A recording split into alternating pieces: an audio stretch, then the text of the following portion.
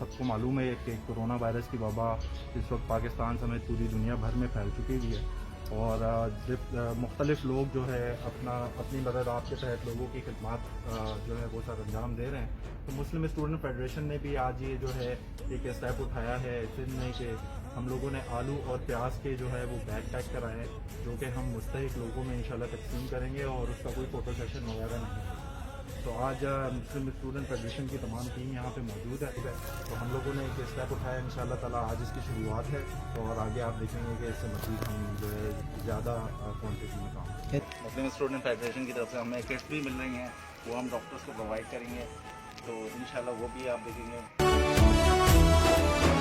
हम पे जो भी हुआ हमने जो भी सहा ना रुकेगा कभी अज़्म का काफिला।